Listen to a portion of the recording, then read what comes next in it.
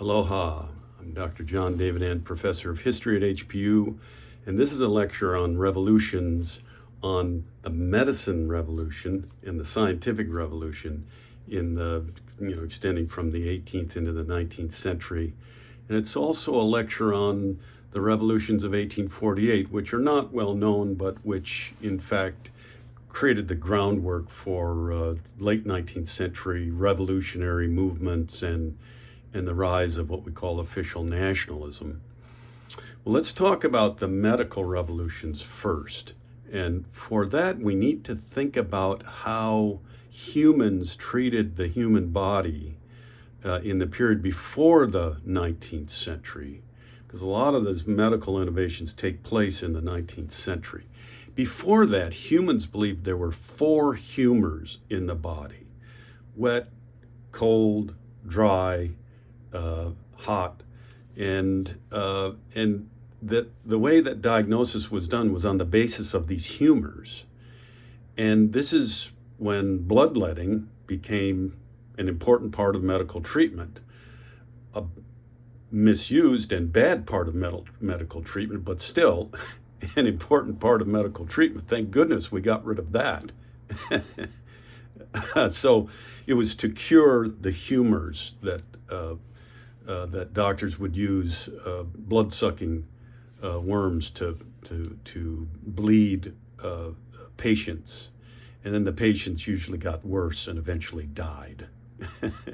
So fortunately, we've progressed since then. So a little bit about some innovations. So one of the first innovations is in the Renaissance with the work of Leonardo da Vinci, who actually is very interested in corpses, spends a lot of time with dead people in Florence, and he's got the key to the local mortuary, and so he's dissecting corpses and looking at muscles and the exoskeleton and the organs of the body. And so Da Vinci actually, with his drawings, actually extends our knowledge quite a bit.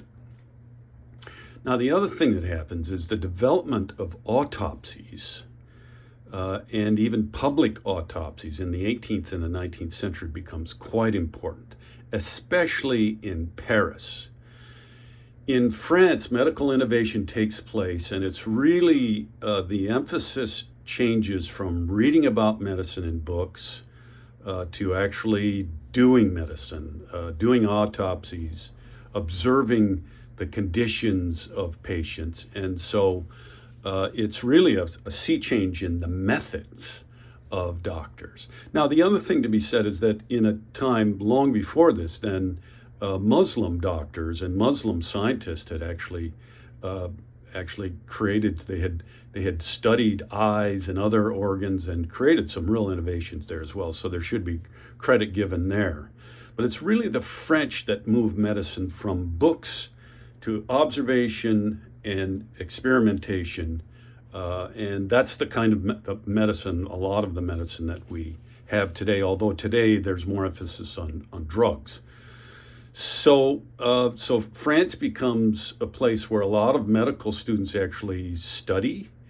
So there's a lot of demand for corpses, and there's actually, believe it or not, there's a black market in corpses, and there's actually people who sometimes sign up to have an organ removed for payment. So there's some kind of shady stuff going on, but nonetheless, there's a big change. Now, if we go across the English Channel to London, there's another innovation that takes place in England in the 19th century, and that's that doctors and experts, health experts, had for a long time assumed that the reason why people got sick was because of bad air. And I know it sounds ludicrous, but this is actually true. It was called the miasma. And so London was situated on the Thames River, and the Thames River actually was stinky because it was polluted, and so the theory of miasma really was important to thinking about disease in London, because if you lived near the river, then you were likely to get sick because of the bad air. Well, there's a There's a doctor who is diagnosing patients, and he notices a pattern.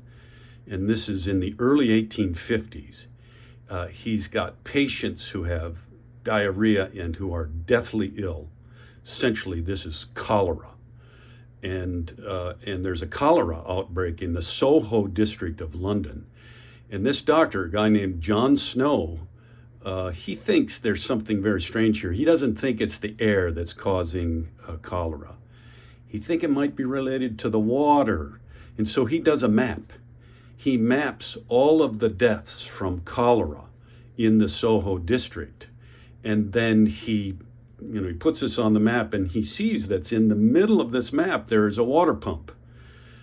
So he goes to the London City Health Board and says, hey, I think that water pump, I think that well might be polluted. And they say, nah, you're full of it. We don't believe you.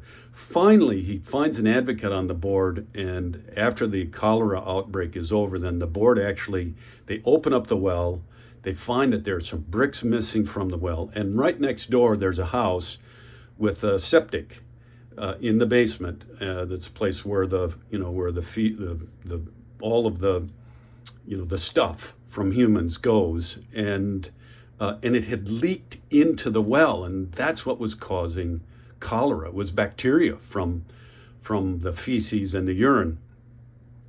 So John Snow was right. It was the water. And this is a big innovation because the City of London finally admitted this, and then you can begin to, be careful about your water, be more careful about your water, and develop treatment plans and the rest of it. So that's important. The other thing that happens is in the late 19th century, then a guy named Louis Pasteur discovers that bacteria exist and that you can kill bacteria with heat.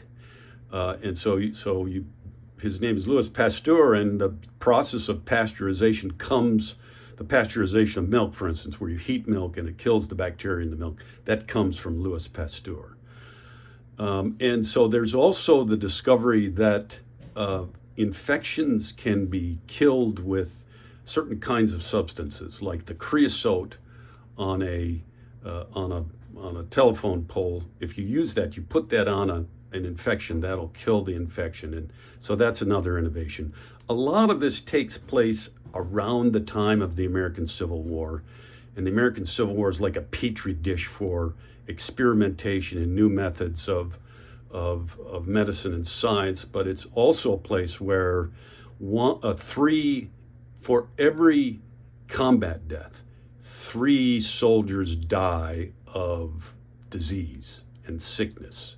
And cholera is one of those sicknesses. So one of the problems is in the 1860s, people hadn't quite figured out yet that you need to be careful with your water, that water can contain bacteria which can cause cholera. And so they didn't locate the latrines in places that were far enough away from water sources like small rivers and creeks, and so many soldiers died from cholera because of this.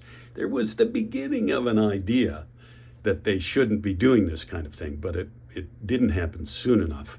So, and the other thing, of course, in the Civil War, if you got shot, if you were wounded, then the most prominent form of treatment is amputation. And the methods used were really medieval because doctors would amputate. They didn't realize that once they got their hands, bloodied, that their hands would be full of bacteria, and they should wash. And if they washed in dirty water, and so they just spread disease and sepsis through the process of amputation. So it was pretty gruesome, and a lot of soldiers died on the operating table because of these medieval methods. Okay, so that's the beginnings of this scientific revolution. And even during World War I, at the beginning of the 20th century, we find that there are some advances in the way we look at disease because, of course, there's a pandemic. It's called the Spanish flu. And in the Spanish flu, nations and peoples discover that they need to isolate people away from the disease. I mean, they've been doing the kind of isolation for a long time, but wearing masks, and but they don't have a cure for it like we did during the COVID pandemic, where you can get a shot and be protected from COVID. So there are innovations, but the 20th century also is a time period of innovation with new medicines. Penicillin is a big important medicine, and then immunizations against disease are a very important part of 20th century innovation. Okay, that's the medical revolution. Let's talk a bit about the political revolutions of the mid 19th century. Now, of course, we talked about the American and French revolutions, popular revolutions. By the middle of the 19th century, the Industrial Revolution is kicking in throughout Europe. And what you have is a development of a middle class, or what we call a business owning class, an industrial class, the bourgeois, people who own factories. These people are gaining lots of economic power, but they don't have any political power, and they would like some. And so at the beginning of the revolutions of 1848, which, by the way, start in part because Karl Marx writes a pamphlet called the Communist Manifesto, and some German working men groups adopt this pamphlet, which calls for revolution. And so in the midst of that, then you have these revolutions where working people, peasants, and middle classes, the factory owning classes, actually combine together for a short time and try to get rid of aristocracies and monarchies. Overall, these revolutions are a failure. They don't work. They're very short-lived. And what happens is typically the middle classes drop away from the revolution because they're scared by the kind of the radicalism of the revolutionaries. And they have a lot of investments. They have a lot of stake in kind of the economy.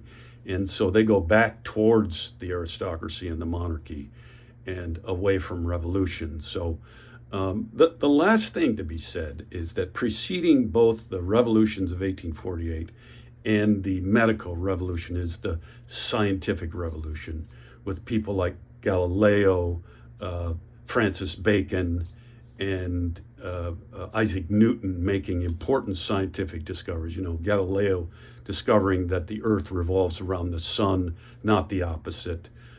Francis Bacon making arguments about science and humans, and then Isaac Newton discovering gravity.